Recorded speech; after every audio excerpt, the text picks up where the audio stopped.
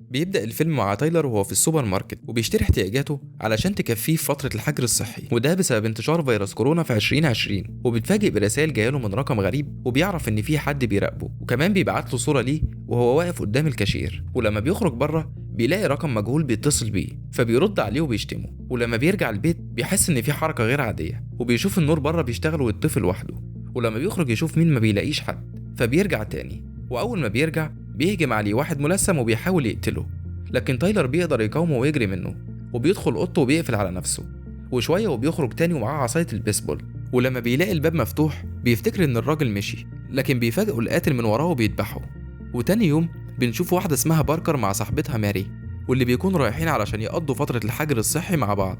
وبيوصلوا لجزيره مفيش حد غيرهم فيها، وبيدخلوا البيت وباركر بتقول لها ان اقرب جار ليهم على بعد 2 ميل، وبيبداوا يجهزوا حاجتهم ويعقموها. وفي الوقت ده بتيجي رساله لباركر من شخص مجهول، وبتحاول تعرف هو مين لكنه ما بيردش عليها.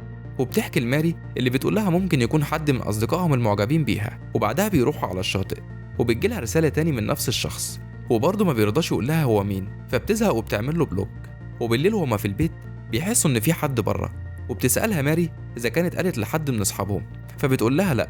فبتروح ماري بسرعه تجيب سكينه من المطبخ، وفجاه الباب بيخبط، ولما بيسالوا مين محدش بيرد. فبتاخد باركر السكينه من ماري وبتجري على بره. وفي الوقت ده بيظهر شخص ورا ماري، واللي بتصرخ اول ما بتشوفه، لكن بنعرف ان ده دي جي صاحب باركر، اللي بتقوله انت ازاي تيجي من غير ما تتصل او تبعت رساله. فبيقول لها انه كان عايز يشوفها وخاف يتصل لا ترفض، وانه عرف انها هنا من صورتها على الانستجرام. وبعدها بيتكلم دي جي مع باركر بخصوص علاقتهم، وبيقول لها انه جه بسبب الفيديو بتاع حفله نهايه العالم، وهي في وضع حميمي مع صديقها بنشي. وبيقول لها انه بيحبها، فبتقوله انها مش هتقدر تكمل معاه. وبعدها بيروح ياخد شنطته من العربيه بتاعته. وفي الوقت ده القاتل بيدخل البيت، وبيرجع دي جي البيت تاني وبيحط تليفونه جنبه، وبيكون جاهز علشان يمشي اول ما النهار يطلع. وبيكونوا نايمين كلهم، وبيجي القاتل ياخد تليفوناتهم. ولما بيصحى دي جي ما بيلاقيش تليفونه، وبيروح لباركر اللي بتكون صحيت على صوت موسيقى عالي جدا، ومش لاقيه تليفونها هي كمان. وبتخرج بتلاقي دي جي وبيقول لها ان في حد في البيت، وبيطلب منها تخرج وهو هيروح يشوف ماري. فبتخرج باركر وبتشوفه وهو بيحاول يقتل ماري، فبتصرخ جامد علشان تصحي ماري اللي بتلحق نفسها على اخر لحظه. وبيدخل دي جي وبيخليها تخرج من البيت، وبيضرب القاتل وبيحاول يهرب منه. وبيوصل للباب والقاتل وراه، وبيكونوا البنات مستنيينه في العربيه، وبيتفتح الباب وبيفتكروا انه مصاب، لكن القاتل بيكون معلقه في سيخ حديد وبيرميه قدامهم على الارض. فبتجري باركر على العربيه وبيتحركوا، وبيكون القاتل ماشي وراهم، لكن بتقف العربيه وما بيعرفوش يهربوا لانه مفرغ الهواء من الكاوتش.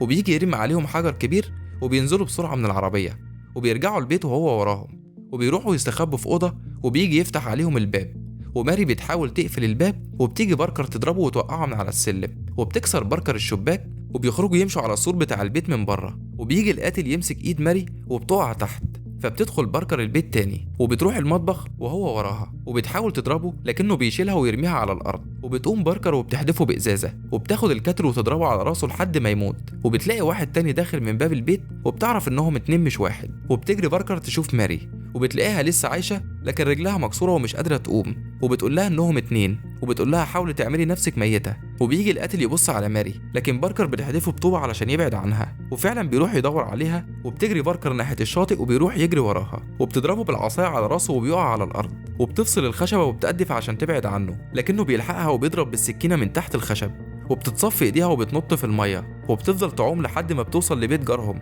وبتقول له ساعدني وبلغ الشرطه. وبيلف علشان يكلمه، لكن القاتل بيكون وراه وبيقتله. فبتجري باركر وبتستخبى منه، وبتشوف عربيه جايه، فبتخرج باركر وبيكون هو وراها، وبتضربه على راسه وبتجري ناحيه العربيه، وبتطلب منها المساعده. فبتقول لها ما اقدرش ادخلك الا لما تلبسي الكمامه. وبتلبسها وبتركب العربيه، لكن الكمامه بيكون فيها ماده مخدره. وبنروح لماري اللي بتكون في البيت، وبتحاول تعمل اسعافات لرجلها علشان تقدر تمشي. وبتلاقي العربيه جايه وفيها القاتل شايل باركر وداخل البيت، فبتستخبى ماري، وبيحط القاتل السكين على رقبه باركر، وبيعملوا لها اختبار كورونا. لكن باركر بتفوق في الوقت ده، وبتسالهم ليه بيعملوا كده. فبيقولوا لها انت نقلت العدوى لابني في حفله نهايه العالم، وتاكدنا ان انت من الفيديو اللي نزلتيه. وهنا بنعرف ان بنجي بيكون ابنهم، وبتقول لهم ان هي مش مصابه. فبتقول لها انت مصابه من غير اعراض، واللي نقلك العدوى تايلر واحنا اتعاملنا معاه، وبيلبسها كيس وبيخنقها علشان يعذبها. فبتاخد ماري اللابتوب من شنطتهم وبتحاول تبعت رساله لحد علشان يجي يساعدهم ويبلغ الشرطه. فبيلاحظوا ان في حد بيستخدم الانترنت،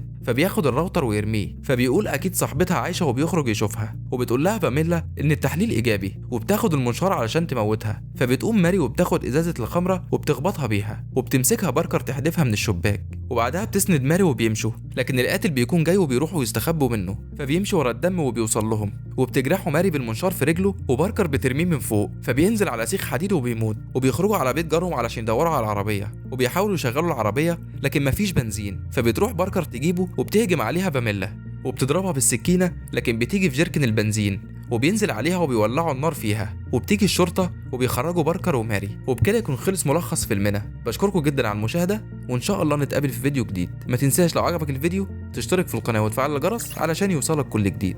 وتصلي على النبي، وسلام.